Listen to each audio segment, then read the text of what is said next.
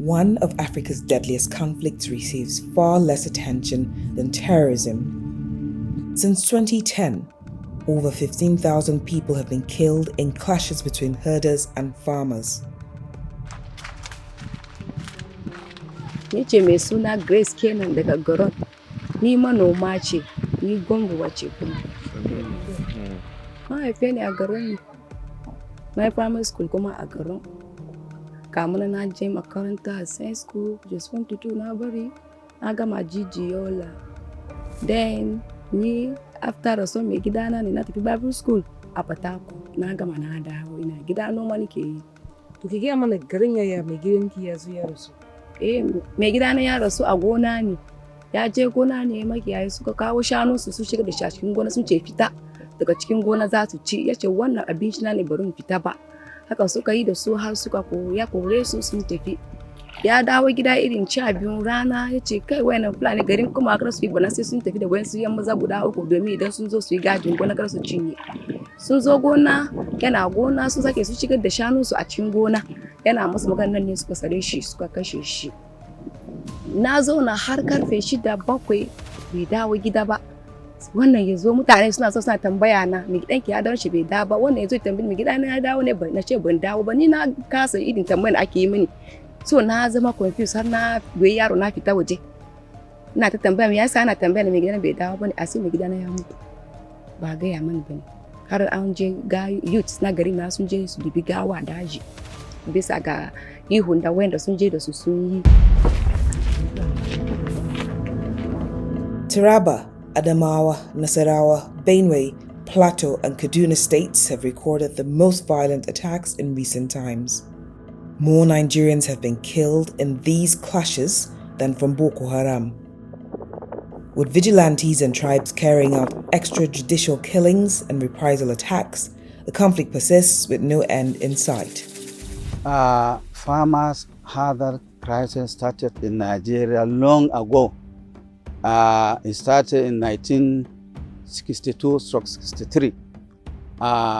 Why I'm saying so? I'm saying so. By then, most of the grazers are under forest reserve, but later on they were turned into grazing reserves. They were gazetted as a grazing reserve, and also a law was enacted in 1965, amended now 1996, in order to protect life and properties of both farmers and herders, and also to integrate the farmers and herders into the national economic and to give them title to the land.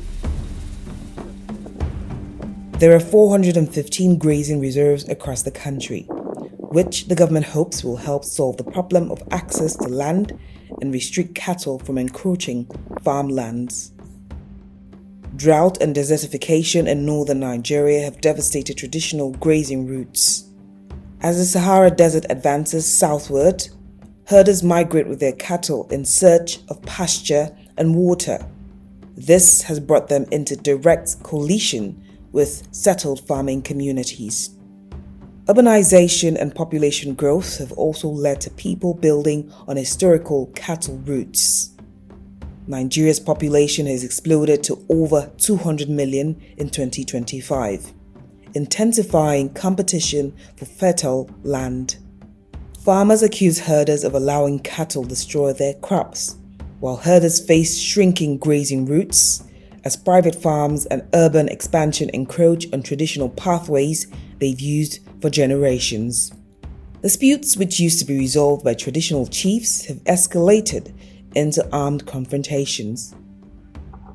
Ina kwanci da daddare sai na ji salamu alaikum, nace alaika salam, aka ce min malam kai baki ka fito. Nace baki suka ce to nace to ba damuwa maraba da ku. Suka ce na fito da na dauki kayana na sa na fito da fitowa na sai na ga mutum biyu a kofa. Sai aka kama ni aka haɗa hannuna aka ɗaure. Da aka ɗaure hannuna aka ce to mu je mu tafi. Idan ka bi mu a hankali mu wanye lafiya.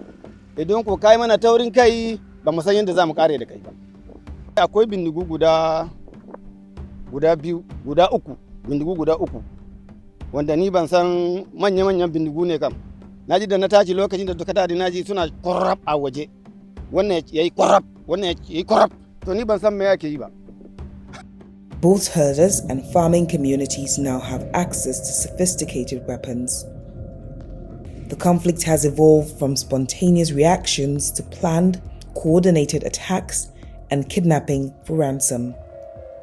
The conflict has taken on dangerous ethno-religious overtones. The crisis is now exploited along identity lines, deepening mistrust and making reconciliation difficult.